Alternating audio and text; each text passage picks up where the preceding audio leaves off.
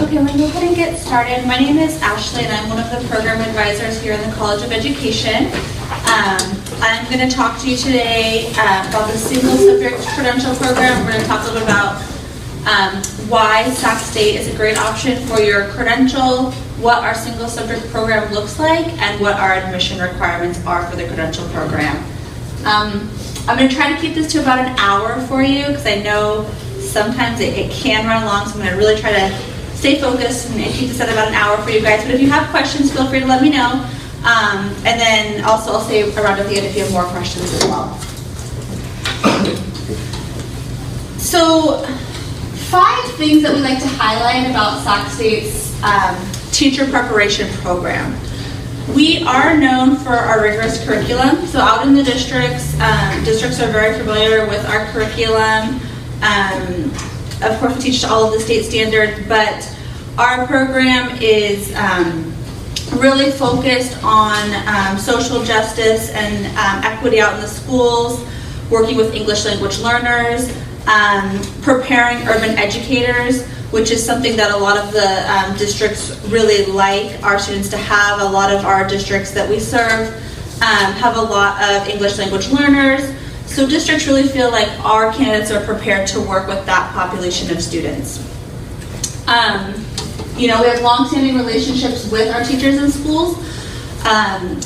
Just the reputation that Sac State has in terms of preparing our teacher candidates. We have a lot of schools that want to bring our student teachers into their classrooms. We have a lot of school districts that seek us out for currently credentialed teachers for vacancies that they have. So we really do have a great reputation in the area as far as the preparation of our teacher candidates go. Our teachers spend a significant amount of time out at their school sites as opposed to some other programs. In our single subject credential program, it's a 2-semester program option, and in both semesters you are out at the school site. So you really are getting experience out in the schools from day one in your program. And so districts really feel like the amount of time that our students are spending out in the field really helps prepare them for when they have their own classroom.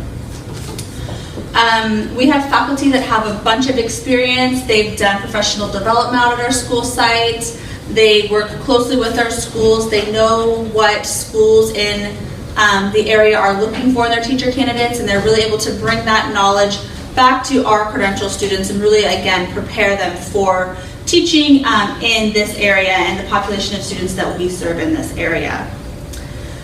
As I mentioned, our graduates are highly regarded. We have districts and principals that are constantly contacting us for vacancies. Every semester we are blasting our students with job postings that come directly to us from principals looking for our candidates. So districts really know how, again, prepared our candidates are, and they're coming to us seeking our graduates as opposed to maybe some other programs in the area. Sac State also offers a variety of financial aid options to help you fund your credential program. We do have traditional financial aid, and we have scholarships. We have grants that are available to students. We actually have a scholarship coordinator that can help you apply for some of the scholarships that we offer, not only as a university but as a college, to really help finance your study. Students in our credential program move through the program in small core groups, so you'll be cohorted in a group of about 20 to 25 students. And studies have shown that these core groups that move through the program together, these students really have more success in our program. They have the focus of their faculty, as opposed to being one of 100 or 150 students in a program, you're really feeling like you're one of 25. And we're able to provide that individualized attention to make sure you're able to succeed in our programs. Again, within our cohorted group, as I mentioned, you move through the program with the same group of students. You have the same core faculty. So it really creates kind of a support network for you as you go through the program. You will find that there are students in your cohort placed out at your school site with you. So you're really able to be collaborative with your faculty, with students in your cohort, with your master teachers throughout your program. We assist with continuing professional development as well as career development. Every semester we host, every spring semester we host an educator expo where we bring districts onto our campus. They meet with our credential students, sometimes even interview and hire our students right on the spot. So we really prepare you to meet with districts, really show you how to present yourself as a teacher. And then we have students that come back and they do master's programs with us. They know how they want to further their careers in education, and we're able to work with them throughout their master's degrees as well as the credential program. As far as length of time to completion and cost, we're probably one of the most affordable kind of bang for your buck universities in the area. Right now, tuition for the credential program is about $3,800 a semester. And again, we have a 2-semester program option. So you're really looking at about $9,000 and 9 months to get your credential. So, it is a full-time program. It is an intense program.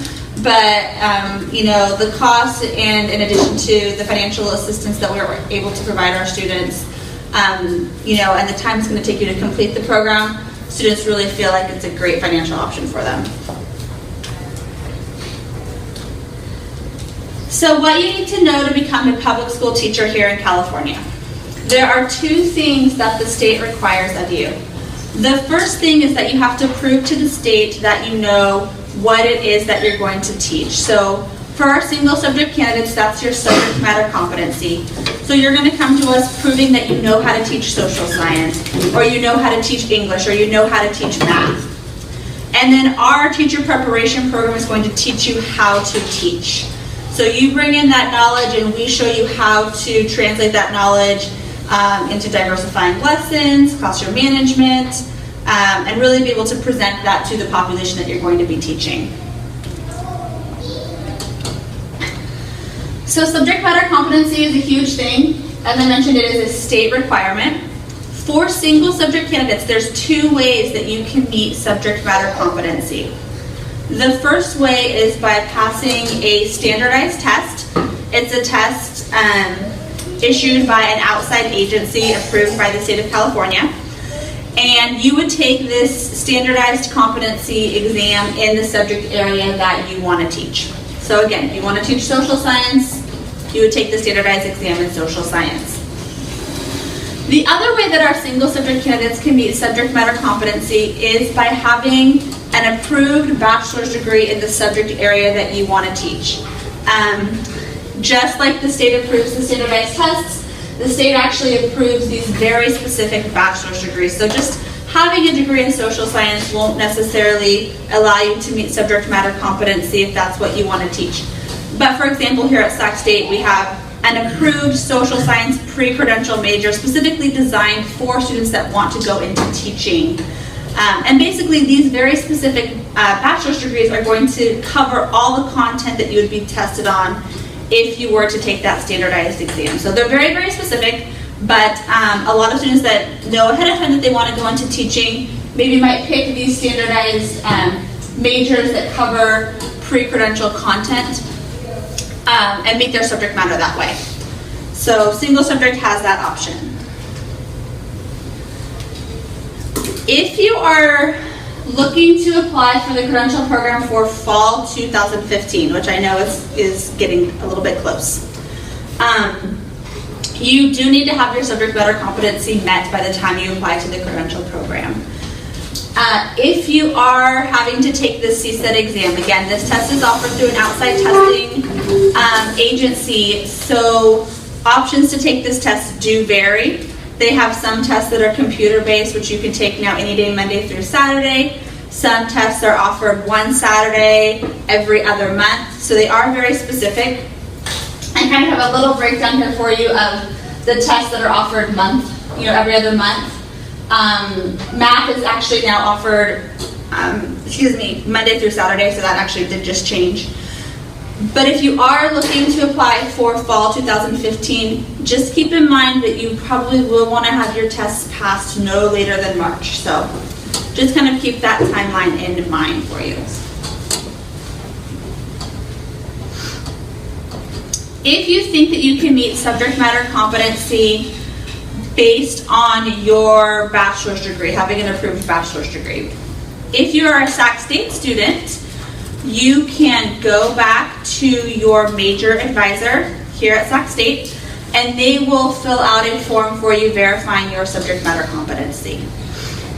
If you think you are in an approved bachelor's degree from another university, you will want to go back to your home campus and probably have the credential analyst at your home campus verify your subject matter competency for you. And they'll usually provide you with an official letter that you can turn into us with your application. Any questions on subject matter competency? This is like the quietest ever. This is a lot of information for a lot of people. Okay, yes. For the CSATs team, did they need to be passed by February 25th or just taken? So, what I recommend, if they are taken and passed, that is your best case scenario. If you're taking them and you don't have scores yet, give us your registration verification. The latest I would recommend even trying to take your tests is probably early March. And we give that early March date because some of the tests that are offered every other month, March is one of the test dates. But yeah, the faculty won't make any official admission decision until they see those test results, so the sooner the better. Other questions on subject matter? Yes. Okay, so I'm in the English pre-credential program here, so I just need to go back to my major advisor and have... Yes, there's a form for Sac State students in your application packet that you will take to your major advisor and they will fill that out for you. Okay, thank you. Yep, and you'll just submit it with your application.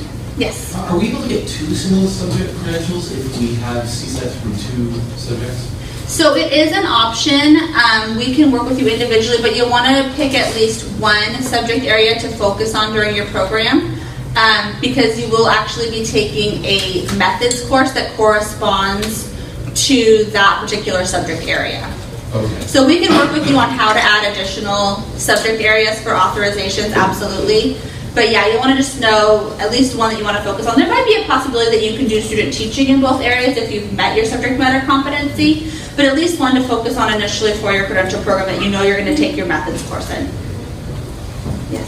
So I'm kind of in that same situation. I want to do the credential program in the English because that's what I'm doing my subject matter, but I want to get the PE so I can teach dance. So should I take that CSET before the credential program? You don't have to. It's an option that you can do.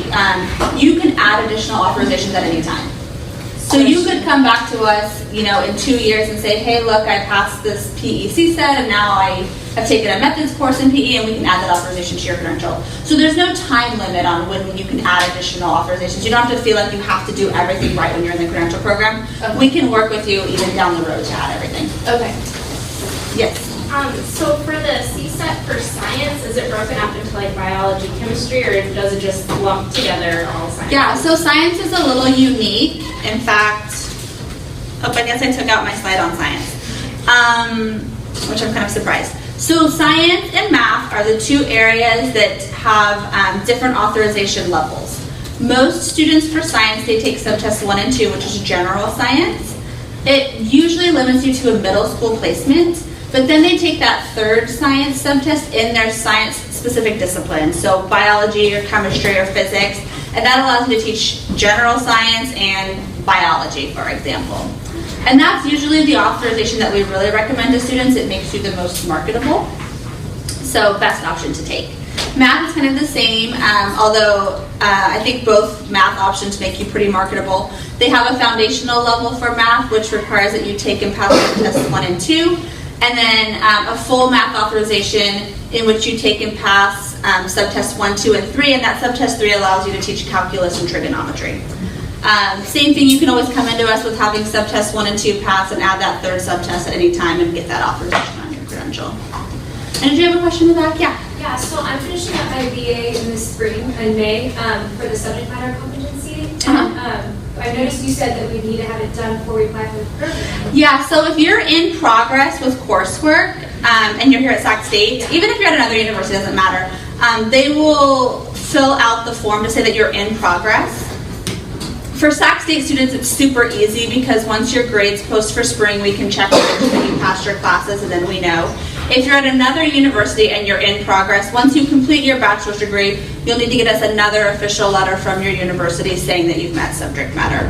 So one that you'll give to us that says you're in progress once you complete your bachelor's degree, one that says you've completed it. Good on subject matter competency. I can't stress the importance of it enough, so if you really have questions, even if they come up later, email me, come see me after, just let me know. So let's talk a little bit about our program options. We really only have a 2-semester program option for our single subject candidates. It starts every fall. But what we have started doing for students that have maybe already graduated and they need to take our prerequisite courses, there are prerequisite courses for the Credential program, we have been able to do what we kind of call a pre-credential early start option for these candidates. You can come in the spring semester. You do have to apply, but it's kind of a modified application. And you come in just to do those prerequisite courses. And then you do the full program application for starting the Credential program in the fall. If you're only going to start in the fall, we offer those prerequisite courses in the summer for you. So we do make them available. Yes? Oh, you just answered. Okay. Do you stay with that cohort if you start with that? In the spring, they're not cohorted. You come in, you pick whatever courses fit your schedule best. Yeah. The cohorts don't really start until you actually officially start the Credential program in the fall. Yeah. For the prerequisites, I looked at the courses on there.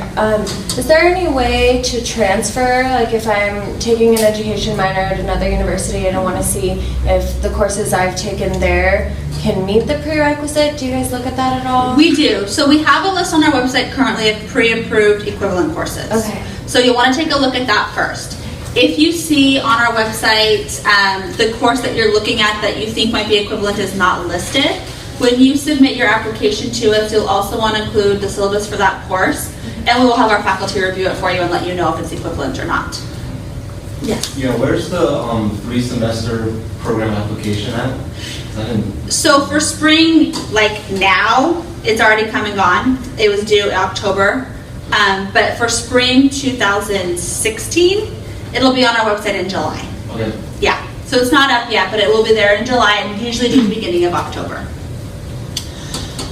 We also offer, sorry, go ahead. Are there 2 summer sessions for classes in summer? There are 2 summer sessions. I don't know how the prerequisites are going to be offered in the summer just yet, but if you are admitted for this fall, we will give you all the information on how to register for summer school. Okay, so in the past, would you say someone would be able to take more than one in the same session? If They have offered that. Okay. Yeah. I think last summer, there was 2 classes offered the first summer session, and then 1 offered the second. Okay. So- Because if there was an overlap with a quarter system for the first summer session, because that's something that could be worked Yeah, and we can work with you on that. Yeah, I mean, we have a lot of students that come here from Davis, so our summer school starts before their spring quarter ends, so we can work with you on all that. Yes, and I saw other questions. Yes, do you have a question?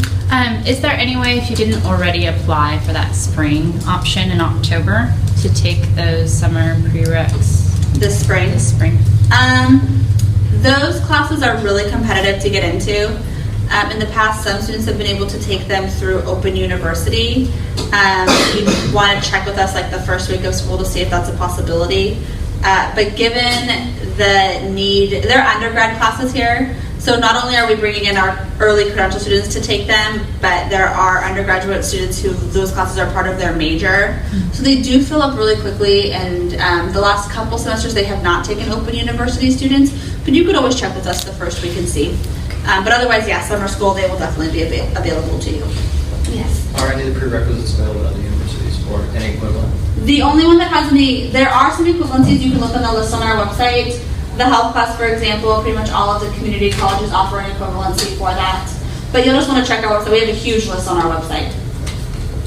Yeah. Okay, program options again. So we also offer the Bilingual Authorization. This is for students, currently right now we offer it for students that are fluent in Spanish or Hmong. It is an additional authorization that you can get on your credential. It allows you to teach your subject area in both English and a primary language. Again, right now, Spanish and Hmong is all we are able to offer that authorization in. But if you are bilingual, it's a great option to have, and we can definitely talk more about that and how you go about adding that authorization.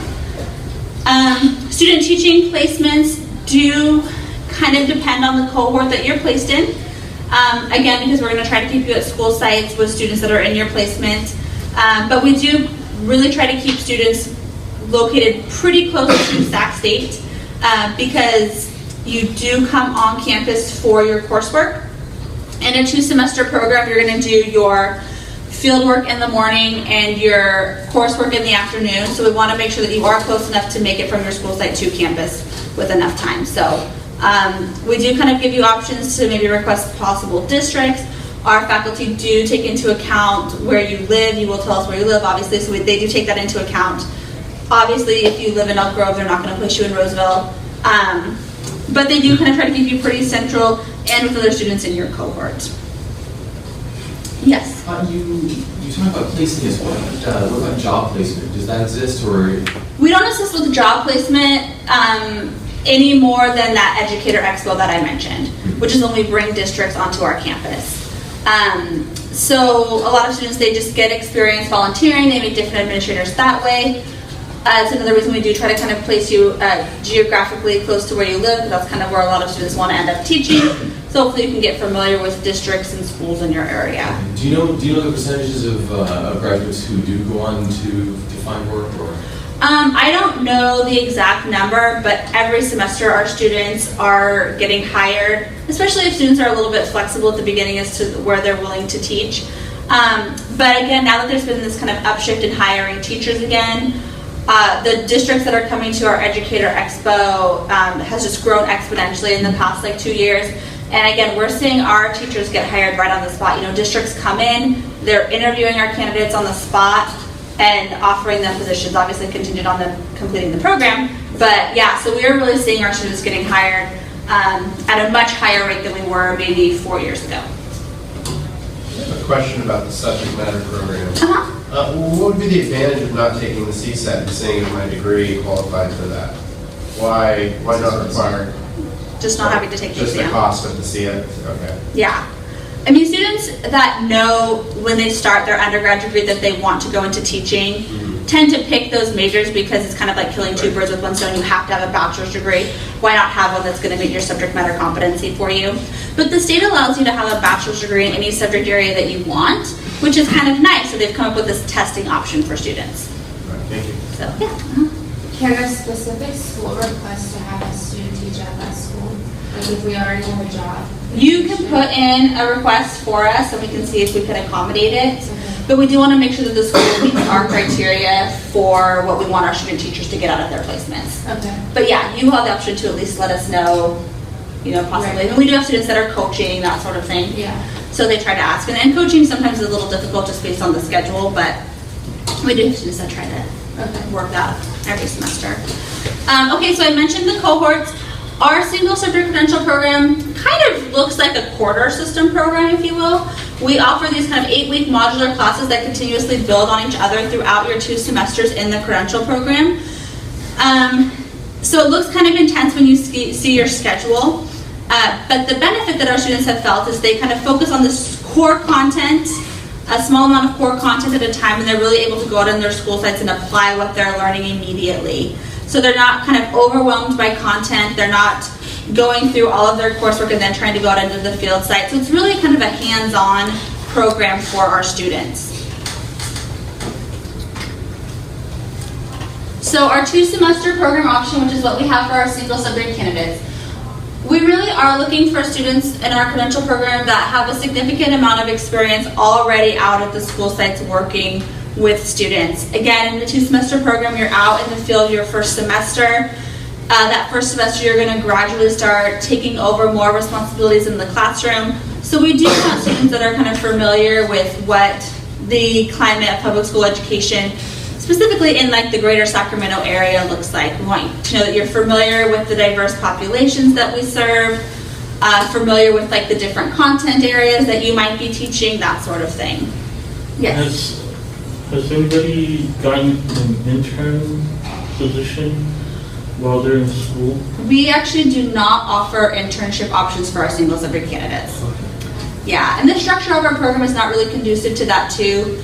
Interns tend to have to be full-time teacher of record. Yeah. And you really only out at your school site maybe 8 till noon, and then you're coming on campus for your coursework. So all of your student teaching is unpaid experience. We do have some students that in some instances have been able to substitute for their master teachers if their master teachers have been out, but they're not the interns or teacher of record. Do you have a question? Oh, sorry, do you have a question? For the student teaching placements in the morning, I'm wondering what that looks like if you're kind of like shadowing and helping another teacher, or if you're on your own from the beginning. No. It's usually not until, and every student is different, just depending on, how their comfort level is, where their abilities are. But really, you're going to go in, you're going to shadow your teacher. We hope to have you in when your school starts so you can really see setting up a classroom. You can see what kind of goes into preparing for the beginning of a school semester. We want you there to see your master teacher demonstrating classroom management skills, that sort of thing. And then students kind of generally maybe start taking over one lesson. Gradually, they might take over one period. It just really depends on the comfort level between you, your supervisor, and your master teacher. Yeah. So no, we don't just throw you in, kind of feet to the fire, but you are out in the school site your first semester, kind of getting that experience. You are with a teacher that's in your subject area? Absolutely, and we hope to keep you with that teacher for the full year. So you can really see what that full academic year looks like in that classroom. Yeah. So we do want all students in our single subject credential program to have their subject matter requirements met when they come into the credential program. Occasionally, our faculty do make exceptions to this rule for students that maybe have 2 out of their 3 subtests for their subject area pass and they're really close on passing the 3rd one.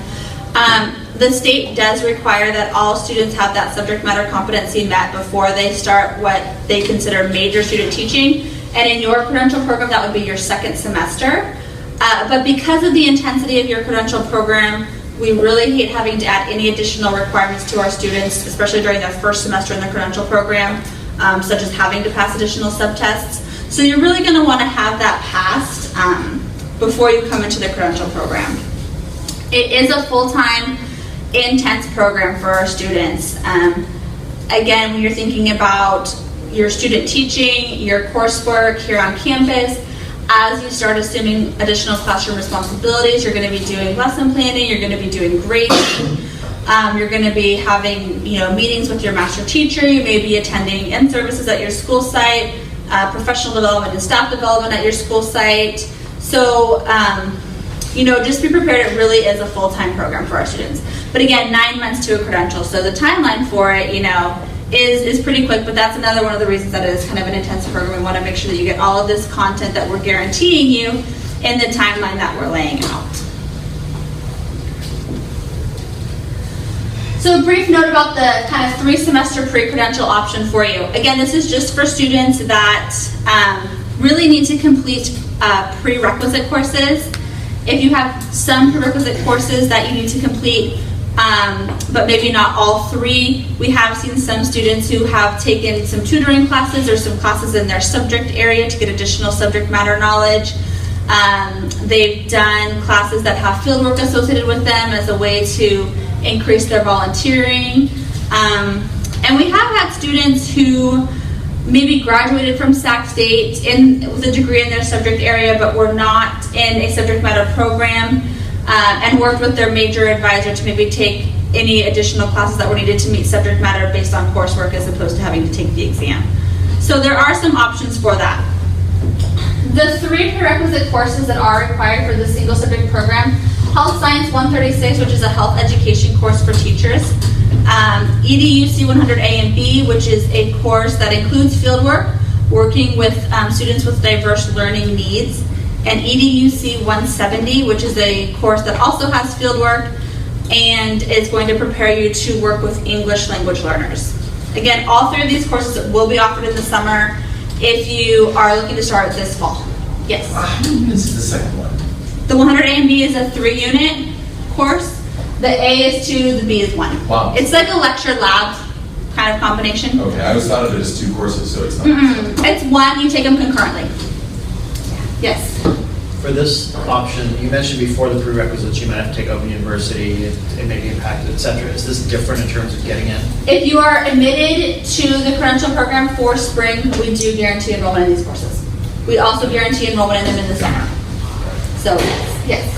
Generally in the summer, are they only available during the day or is it kind of day and night? They have tried to schedule the courses to accommodate students that might still be working.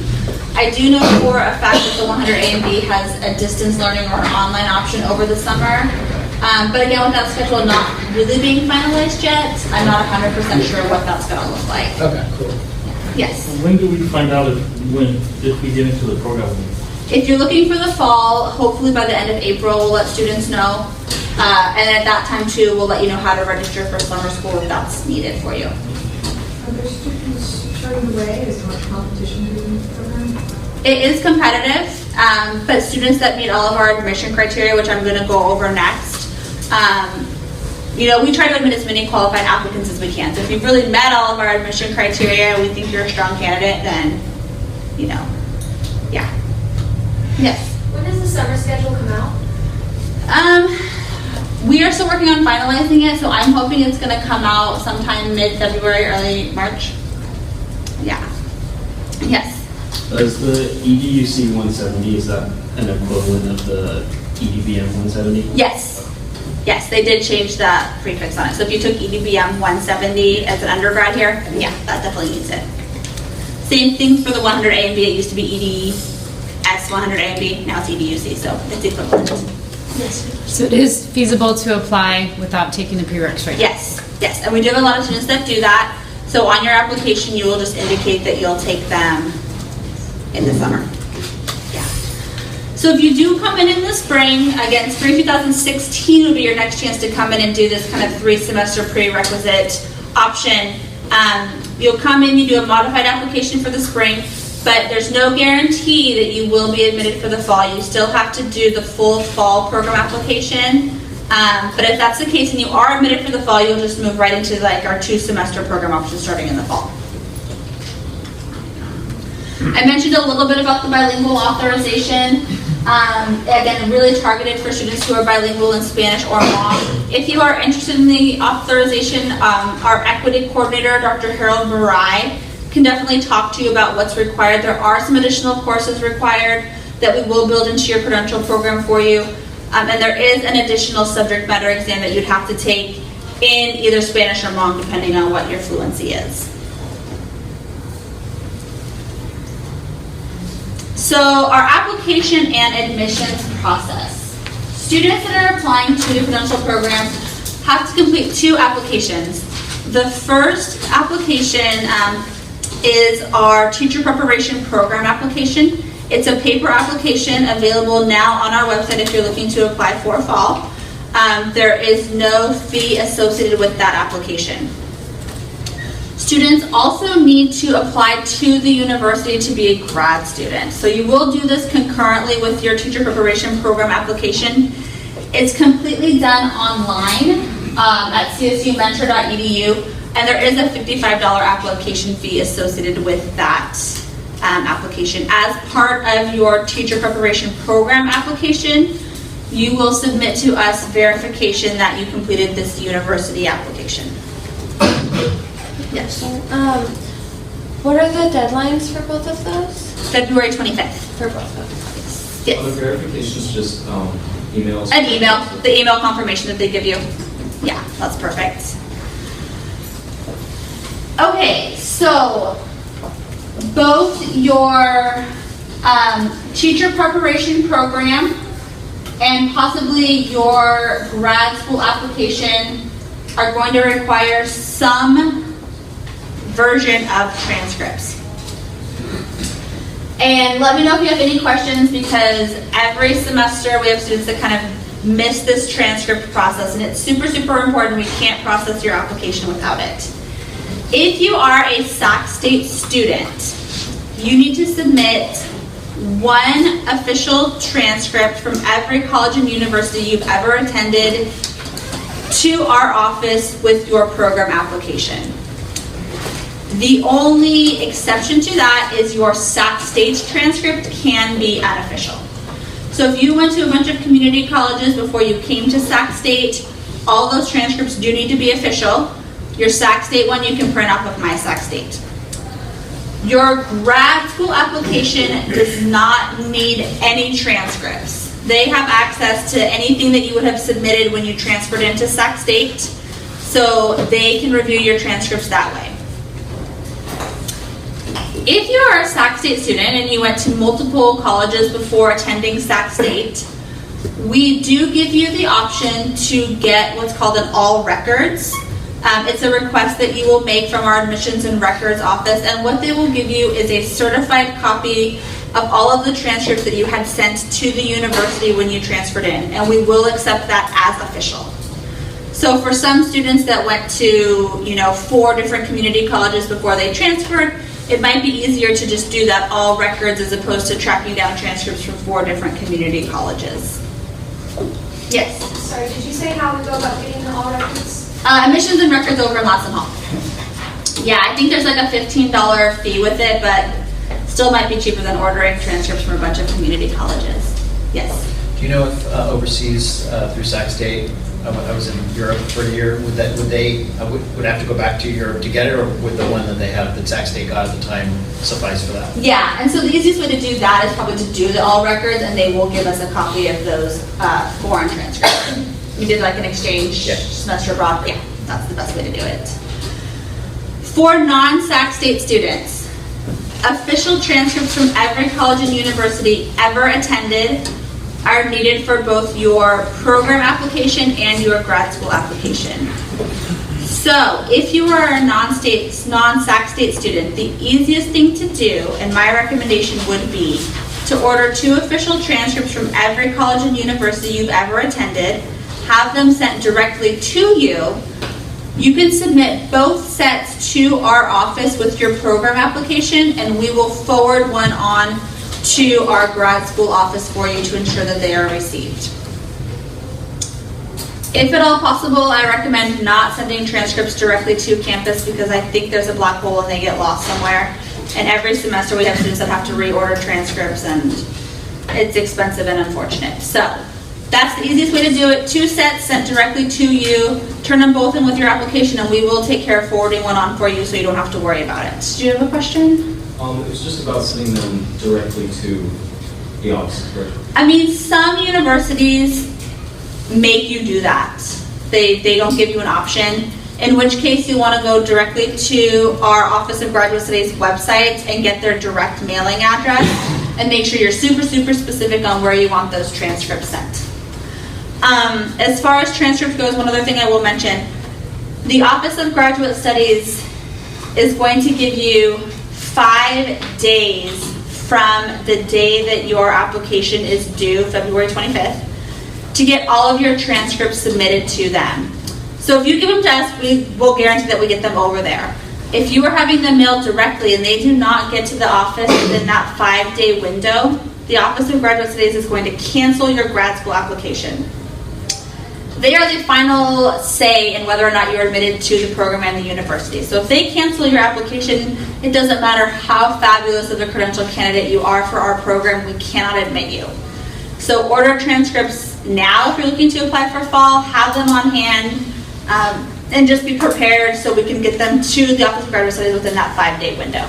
You have another question then, Mark? Yeah, go ahead. If they were sent directly to the office electronically, is there a way to find out if they were received before? Sure, you can contact the office, contact the Office of Graduate Studies, because I do know that a lot of universities have moved to that electronic submission, so just check with the Office of Graduate Studies. Okay, so What about C-setting scores? you'll give us scores, Okay, so we and I'll go into how all that works. Okay. Yeah, definitely, yes. If we're in progress still with our bachelor's and we'll be graduating in May. Not a Sac State student or? Not a Sac State student. Okay. Should we just send the in progress with what we have? Yes, and that is kind of the unfortunate thing. For your program application, if you're in progress, we'll take unofficials. Okay. And just know that as soon as your bachelor's degree is posted, we'll need that official transcript if you're admitted to the credential program. But the Office of Graduate Studies will only accept officials. Okay. So you'll give them one now that says that you're in progress, and then you'll unfortunately have to order another transcript once your degree is posted and provide that to them. But essentially, just cross that bridge when you need to. Exactly. Okay. Yeah, so by that point, you'll know if you're admitted to the Credential program. Okay. And so then you'll know that you'll want to order 2 official transcripts with your degree posted on them, one for us and one for them. Okay, thanks. No problem.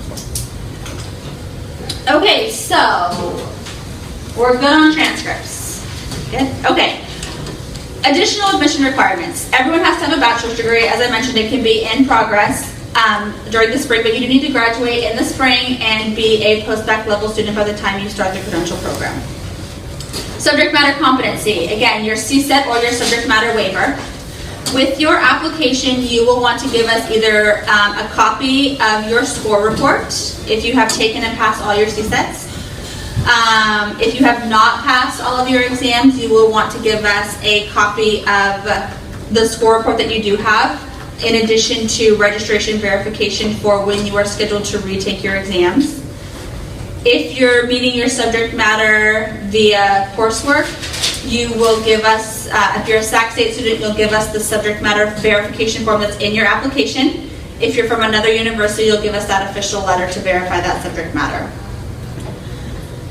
All students have to meet a basic skills requirement. So most students do this by taking the CBEST exam.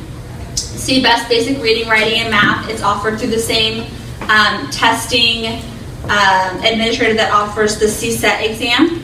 And then the same thing goes. Once you take and pass the CBEST, you will give us a copy of the PDF score report. If it's in progress, you'll give us the registration verification.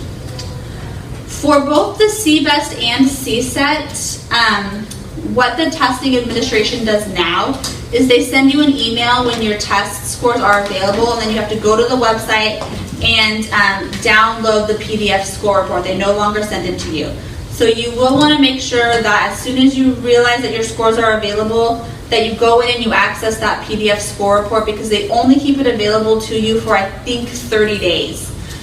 So you want to make sure you go ahead and grab it, save it on a thumb drive, something, so you always have access to it. What if we sent it to you electronically? So what we actually get is just a list of names of students that took the test on a particular testing date. Okay. It's nothing official that we can put in your file. So you will need to get us those official score reports. Yeah. And unfortunately, if you don't access those score reports and the CSET takes away your access to them, you have to pay to get copies of them. So I know they charge you for everything. So you want to make sure you access those as soon as possible. Yes? So the CSET has to be done before we apply for the credential? Yeah, so the latest you can take it is March, and the same goes with the CBEST. We won't make any final admissions decisions until we see the score reports for both of those exams. Yeah. The CBEST, it's offered computer-based now, so students can take it any day, Monday through Saturday. So there's a lot of flexibility when you can take that exam. And most students tend to do fine on it, again, just basic reading, writing, and math. Yes? I think this was already asked already, but the deadline is February 25th, and if you're registered for the March 7th CSET, so you just submit your registration with the application? Mm-hmm. Okay. Yeah, and then as soon as you get those scores, bring them in to us so we can add them to your file. Yeah. All students need to verify writing proficiency. The thing about taking your CBEST exam and passing it is it's automatically going to meet the writing proficiency requirement for you. So that's kind of nice for students. If you have the CBEST in processing while you're turning your application to us, most students took an upper division writing intensive course as part of their bachelor's degree. So just let us know what that course is, and that's going to meet your writing proficiency for you. But again, if you have that CBEST passed, just a copy of that CBEST score report, and we'll mark you off for meeting writing proficiency as well. We do have a minimum GPA requirement. It's a 2.67 overall GPA or a 2.75 in your last 60 semester units or 90 quarter units, and we will calculate based on the best GPA. We are looking just to see that students meet our minimum GPA. However, some of our scholarships are kind of competitive, so if you are looking to apply for some of our scholarships, you may find that you have to have a little bit of a higher GPA to be competitive for those. But for us, if you meet that 2.67 or that 2.75, you've met our GPA requirement, and that's all we want to know. Yes? Just off the cuff, what is competitive for a scholarship? Some want 3.0 or higher. Some don't have any GPA requirements. They say you met the credential GPA, you've met it. Okay, So- usually 3.1 is, Yep, yeah. So they're all a little different. And like I said, some don't have any GPA requirements. So, yeah. Minimum 45 hours experience working with the population of students that you want to teach. And this is definitely a minimum. As I mentioned, our 2-semester program is an intense program. You're out in the field the first semester. So our faculty really like to see double this amount of hours for experience. But things that count for experience, tutoring, coaching, Sunday school, camp counselor. So think of any experiences that you might have working with, in your case, probably middle school, high school age students, and include that in your application. The best experience is out on a public school site, shadowing maybe a teacher in your subject area who maybe has a class of diverse learners, that sort of thing. Again, because you are getting a public school credential, we are putting you in a public school for your student teaching placement. So that is the strongest experience, but our faculty really will consider any experience that you have with the population of students you want to teach. Yes? So does substitute teaching count? You can definitely count substitute teaching. Yeah. It's not always the best experience. You know, again, good experience is like shadowing a credentialed teacher because you're seeing classroom management skills being demonstrated, that sort of thing. But yeah, you can definitely count your substitute teaching, and a lot of students do. What's the kind of format of how we're proving our hours? Are we just handwriting, just typing out? Like, Yeah, so in our application, if you had a chance to look at the admissions instructions, under the experience portion, there is a 3-column chart that you'll recreate in a Word document for us. We take your word that you completed those hours, but that chart will tell you how to detail everything out for us. And you will want to follow that format because it kind of specifically guides you as to what the faculty are looking for when they review your application. Yes? Is this the same as other parts of the application where we can be in progress? Yes. So if you know that you have classes that or field experiences that you're going to get throughout the spring semester, just let us know that it's in progress, and we're going to assume that you're going to complete those hours. Yes. If you have a family member that's a current teacher, and you, like me, if I go shadow every day, that affect it, or? I mean, you can include that, but that'll bring me kind of to my next point, which is references that are needed. We do require 2 references, one academic and one from someone who has seen you work with students, so an experience reference, and that can't be from a family member. So for students who have been able to go out into the field site, get some consistent experience out in the classroom, you know, that credentialed teacher is a great person to write you an experience reference. So if you have a family member that's at a school site, hopefully they can maybe connect you with another teacher as well that you can do some volunteering with. And then the second part is you said, okay, for instance, I'm going for history, and right now I teach special ed, that would count for it? You could definitely include your special education experience, since inclusion is such a big you know, thing in California public schools right now. So I think it's great to show that you have experience working with students of diverse learning needs, but you're going to want to try to get some experience in a general education classroom, maybe in a history setting, a government, an econ. You know, think of all the different subject areas that social science is going to cover and try to get some diversity that way as well. Okay. Yes? And I was wondering, do you have like suggestions or like I guess like possible options for like people to fulfill The this, hours? you know? Yeah, like contacting like principals. That's usually just what we recommend. Yeah, and every school is going to be different in terms of what they want for someone to come volunteer in the classroom. But usually if you're able to just say, you know, I'm trying to apply for a teacher preparation program, they have this experience requirement, this is what they're looking for, which is very detailed out in our application instructions as well. Usually they can help you kind of pair you up with a teacher who might be willing to let you do some shadowing, do some volunteering in the classroom. Yeah, and again, doing something like that, again, on a consistent basis, is a great way to get your experience reference. We also want an academic reference, again, someone who can attest to your academic abilities. So if you have a college instructor that can do that reference for you, that's really ideally what we're looking for. But we do have students every semester who have been out of school for a while. It's difficult to get an academic reference. So we will take 2 experience references or a reference from maybe a supervisor at a job to meet that academic requirement for you. These are reference forms. Reference forms that are part of the application. So you do need to make sure that your references fill out the form. It's a rubric scaled form where you're being asked, the evaluator is being asked to rate you on very specific criteria. So the form needs to be submitted, but they can also include an additional letter of support if they want. But we have to have that form on file. The form is confidential when you submit it to us with your application, but you can go take a look at it right now. You can see the questions that our faculty want you to be evaluated on, and that might help you pick someone who you think can write you a very strong reference. Do you have a question still? How can the experience be?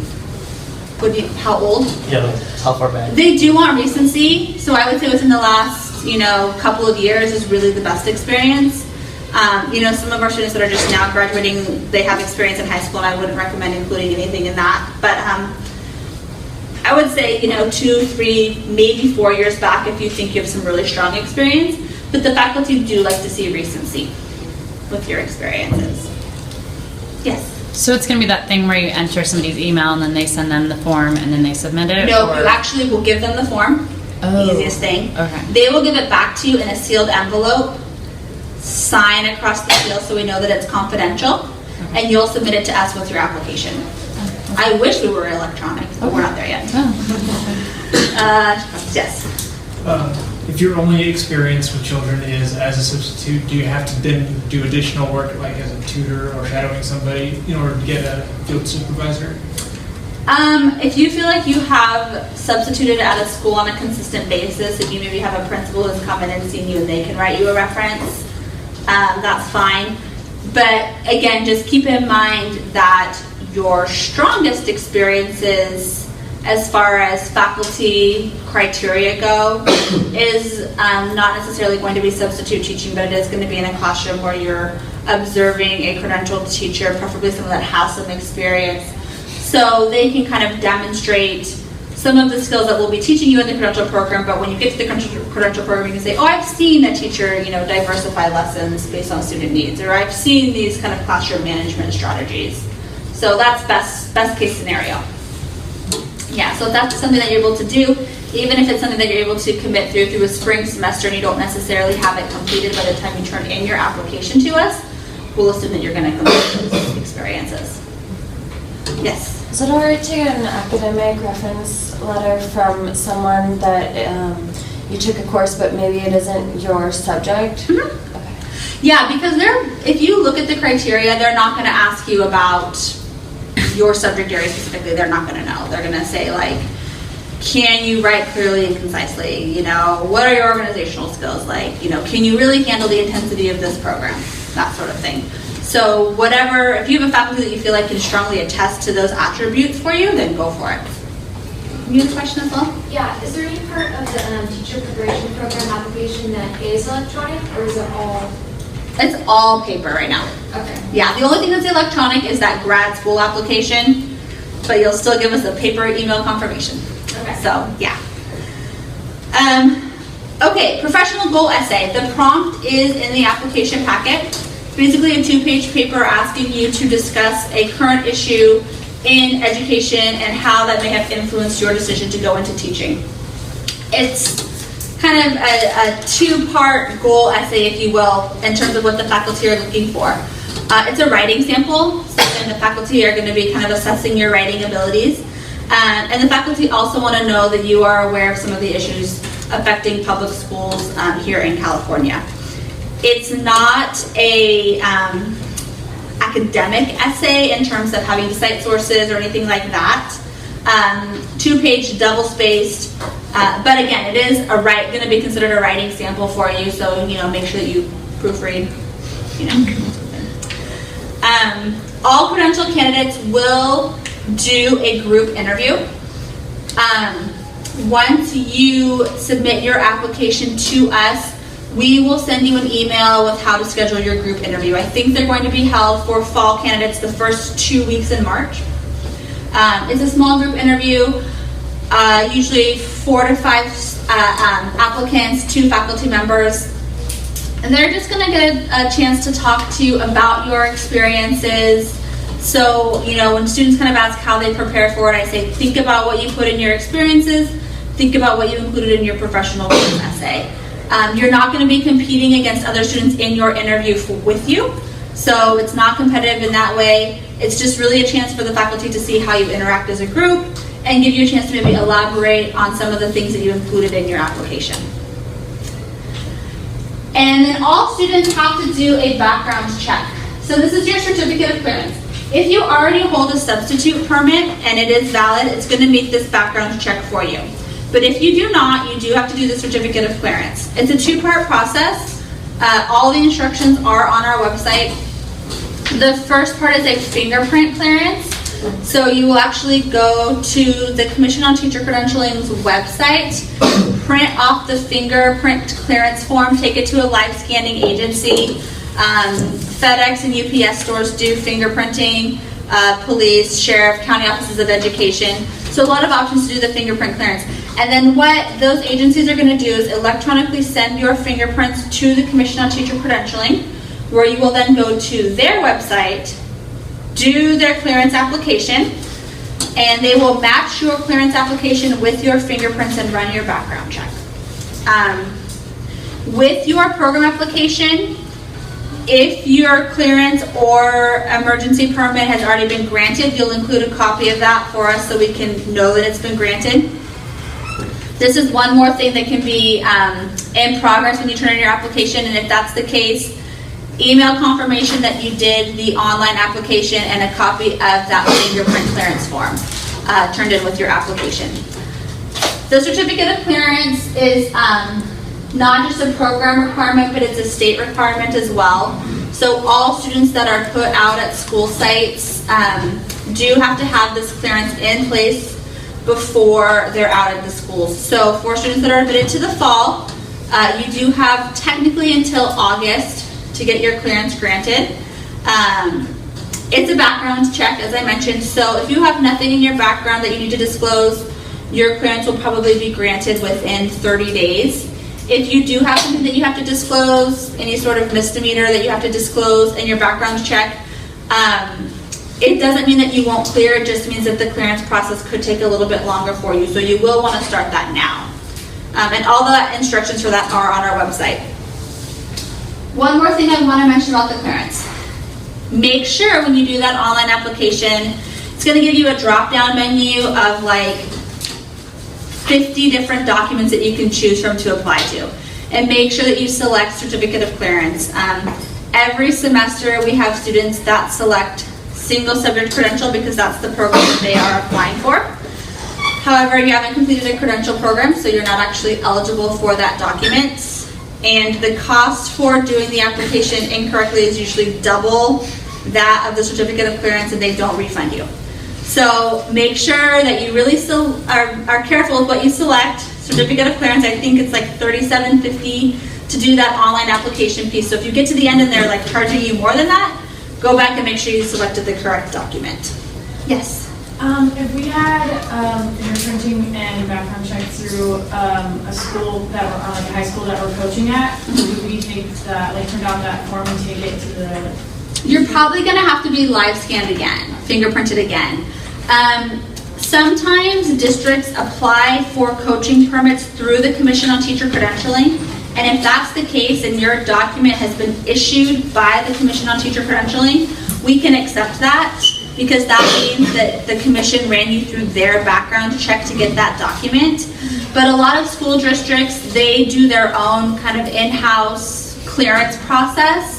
And you're probably going to get fingerprinted another 100 times throughout your career, you know. And the reason they do that is because districts want to have your background check on file in case you're employed by them and you get charged with some sort of crime. They want to make sure that they get those reports as well as the commission. So you might even find, we've seen for some students when they're out student teaching, the school sites that they're at want them to do the background checks for the schools as well. So unfortunately, it might feel like a repetitive process, but it's probably going to feel that way for a while. So yeah. But as long as you have any document that is valid and has been issued by the Commission on Teacher Credentialing, that will meet your background check for you.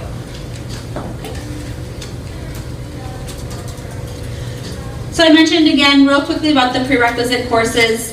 We will guarantee them to you in summer. They do not need to be completed by the time you submit your credential program application to us. On your application, there will be a spot for you to indicate how you're going to meet these prerequisite requirements. If you have not already completed them, you're just going to put summer 2015 on them. And then we'll know that if you're admitted, we need to work with you to get those classes over the summer. And again, I think you mentioned maybe taking a course at another university. If that's the case, and you have a course that you think might be equivalent, with your program application, submit the syllabus and our faculty will review that for you. Yes? Is the cost for these classes over the summer separate than the cost for the program? It is. It is. They are actually offered through our College of Continuing Education over the summer, so it is a per unit tuition for it. So my recommendation is if you can, take the health class at a community college. Definitely a cheaper option than taking it here. All of the local community colleges do have an equivalency. The 100 A and B and the 170 do have to be pretty much taken here unless you took them as part of your undergrad at another university, but they do not have equivalencies at the community college. But the health one, yeah, definitely a cheaper option, so I always recommend that to students without shame. Yes. What about the cost of the 3-semester program? You're going to be paying basically a third semester's worth of tuition. So, tuition for spring, fall, spring. Yeah. It's pretty equivalent cost-wise to what it would be to take them over the summer. The only difference is there really is no financial aid available over the summer. It's very difficult to get financial aid over the summer. So some students just choose to come in the spring, especially if they have that time. They want to take some classes to get some additional experiences, that sort of thing, and they know they can get financial aid to assist with those costs. So any other questions about the prerequisites or the application process? So, if we wanted to get financial aid for that third semester, say next year, spring, should we apply now for financial aid? You would apply. Yes, I think you would do that now because that would be the academic year of fall 2015, spring 2016. Yeah. But then just keep in mind that if you're going to actually apply for the program for spring 2016, those applications won't even be available until summer. So, yeah. So, everything that we just went over for your program application, you are going to submit to us, complete in one giant packet, and turn it into Eureka 401, so 4th floor of this building. When you turn in your application, I do recommend doing it in person if at all possible, because we do have staff there that will go over the application with you and make sure it's complete, and let you know if you are missing anything so you can get those documentations to us.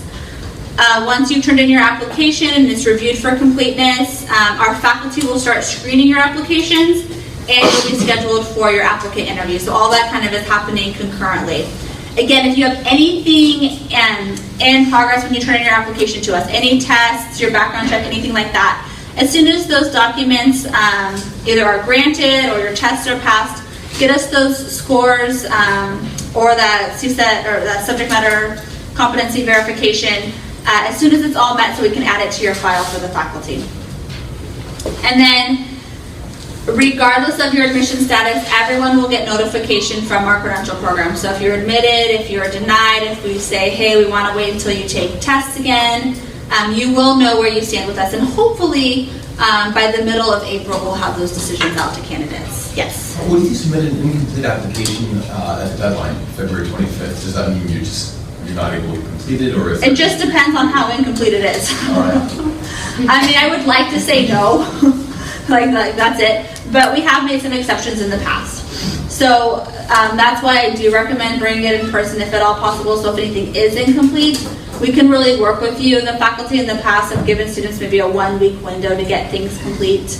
But it really just depends on, what your application is missing, that sort of thing. So it is kind of a case-by-case basis. So a little bit about scholarships. I do always like to mention Apple, which is a loan repayment program. My kind of caveat to this is it's a state-funded program that's currently on hiatus, but could come back in some version anytime. So I always want students to be aware. It's a loan repayment program. So this is the state's version. There is a federal version of the loan repayment program as well. but for every year that you teach in a Title I or a hard-to-staff school, these programs give you a stipend to pay off any outstanding student loans that you may have. So it's not funding that you get while you're in the credential program, but it does help pay off any outstanding student loans. The other scholarship I like to mention is our Robert Noyce Scholarship. This scholarship is specifically for our math and science candidates. It's actually, the amount just changed. I believe it's a $12,000 scholarship now. So for math and science candidates, the scholarship is available for up to 2 years, but since your credential program is only 1 year, you're actually only eligible for the scholarship for 1 year. But $12,000 for the academic year to go towards tuition, books, cost of living, what have you. And then again, I mentioned we have traditional scholarships through our College of Education and through the university, Cal Grants, Pell Grants for students that are eligible, so a lot of financial assistance. The College of Education scholarships are due right around the same time that your program application is due. So if you check our website, for the most part, our College of Education scholarships only require one application that our scholarship committee kind of reviews and sees what scholarships that you might be eligible for. So I always encourage students to do that. If you want to receive any scholarships, you do have to do the FAFSA in order to receive scholarships, so make sure you have that completed and it's on file with our financial aid office, but definitely look into some of our scholarship options as well.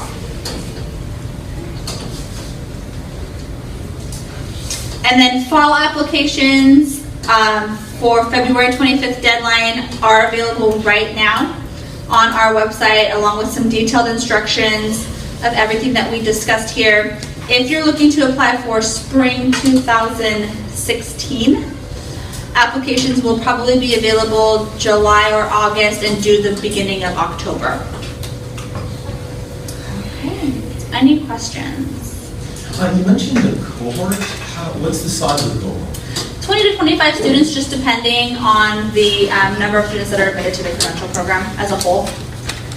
Yeah, and then you're going to be in your cohort with students of a bunch of different subject areas. So you'll have that diversity as well.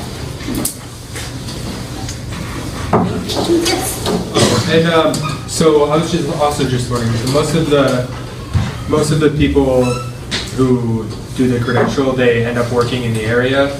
They don't. It's not like everybody works all across the country, or. Well, your credential is good for anywhere in California. Okay. With the growth of our Educator Expo, we've actually seen districts come up here from all over the state. So, I mean, if you're willing to relocate, and we've had students that, originally were from the Bay Area, they were here for their credential program and they want to go back to the Bay Area. We've had students that have gotten jobs there. So, your credential is good for anywhere in California. If you move out of California and you still want to teach, you'll just want to contact the Department of Education in that state to see what their requirements are. For the most part, your credential will probably be applicable in those states. They just might have a few additional requirements that you'll need to meet. But you're totally good for anywhere in California. Any other questions? Yes. So for the graduate school application, do we have to submit GRE scores? They do not require GREs. Okay. Nope, it's a very simple application. In fact, speaking of the grad school application, I think they ask you for references and a personal statement as well. And you can actually leave those blank on their application, or if it doesn't let you leave it completely blank, say submit it to department, because you're going to give us references and a personal statement that we're going to review. So theirs is basically what program you're applying for, what semester you're applying for, give us transcripts, pay your $55. So, and then they kind of defer to us to review all of that criteria that we want for our candidates. And then we make an admission recommendation back to the university. So we say, this candidate's really strong, we want to admit it to the program. We submit that recommendation to the university, and they have the final say. But usually for candidates that we say, yes, we want them, they go ahead and admit. Yes? What is the percentage of candidates accepted versus applied, would you say? It varies from semester to semester, but as I mentioned, we want to admit as many qualified applicants as we can. So students that have met all of our admission criteria, you have test pass, you have great experiences, references, you do good on the interview. So there's not like a cap or anything usually? Okay. No. We're usually always under our cap. Yes. In terms of what you're getting out of the teacher preparation program, are you going to be actually developing lesson plans? You will be. Okay. Yeah, so I mean, in your classes, there is a lesson plan template that all of our single subject candidates follow. So you'll see that lesson plan template. The faculty will work with you on how to, build off of that lesson plan template. That's what you will use to prepare your lessons when you're actually out at the school site and you start taking over classroom responsibilities. So yeah, we'll teach you all of that. Yes? How strong would you say the job market is here in California and nationwide? Nationwide, I probably couldn't really talk about, but I mean, especially here in the greater Sacramento area, I think somewhere along the lines of like 60+% of teachers in the area are at or above retirement age. And there are more teachers set to retire than there are students coming into credential programs. So really right now is a great time to be coming into the credential program. Teaching is always a very kind of cyclical type of profession. We always kind of see, a drop off in candidates when like there's budget issues and we see kind of pink slips coming out, and it kind of scares students away from the profession, and it takes a while for them to come back, and so with that it means that we're not necessarily meeting the needs now that districts have. So yeah, we're seeing especially candidates that are willing to be a little flexible, and where they're willing to teach, definitely get hired, especially if you're in a high need subject area, but we're really seeing that for a lot of our candidates now. Which of the high needs, like the STEM ones, or? Exactly. Math, science are definitely high needs, sometimes foreign languages. Yeah. But even with that, we're seeing some of our elective areas that were kind of the first to cut. We're seeing those teachers get hired too without issues right now. Yes? Would you say that there's a difference between the rural versus schools and cities and whatnot? I'm sorry, can you say that one more time? Is there a difference between rural schools and the urban schools as far as needs? I think it really just depends on the area specifically, and I think right now it's probably pretty competitive in all areas, just because of the teacher retirements. Some teachers really have a preference. We feel like at Sac State we are really preparing you to work in urban schools with urban students as an urban educator, but we see a lot of our schools that have a high population of English language learners, and so those districts really like our candidates as well because we've really prepared you to work with that population of students as well. So some districts are much more competitive than others. It's just kind of how it is in any profession, but we're still seeing students getting hired in some of those more competitive districts as well. Yes? Is there flexibility within the program to have like a more unique focus within your subject, for instance, like next generation science standards or So all that's going to be built into your program for sure. And we'll place you in a school site where they're working on those next generation science standards. If you have like a specialty, like art, for example, this is not your science, it sounds like, but like if you were now to teach art, but maybe you have a passion for like ceramics or something, and you're at a school site where they actually have a ceramics class, we could try to place you in a school where you could maybe teach in that specific discipline. So the same thing, you'll see that with all of your sciences. If you want to teach like in an honors classroom, I think we can place you, one of your student teaching periods be in an honors class, that sort of thing. Like environmental education, Just depends on what the school offers. If you know there's a school that has something like that, you can always include it as a preference. No guarantees, but we can see what the faculty can accommodate. Yeah. Any other questions? Okay, so the last thing that I do want to mention as far as our fall applications go, we are holding on February 10th and 11th application drop-in clinics. So that's a chance for you to have your completed or mostly completed application reviewed by either me or our other advisor, Kathy Goodwin. It's a drop-in, so you can come at any time. I think they're 3 to 5. Bring your application, we'll sit down with you one-on-one, we can look over your experiences, we can read through your essay, and make sure that you are just submitting the strongest application possible to our faculty for review. Okay? Can I attend the 12th of February? I'm sorry, The date was? February 10th and February 11th. And I think the room is going to be Eureka 223, which is this floor, kind of opposite corner. Okay, well, that's all I have. You guys have a great weekend.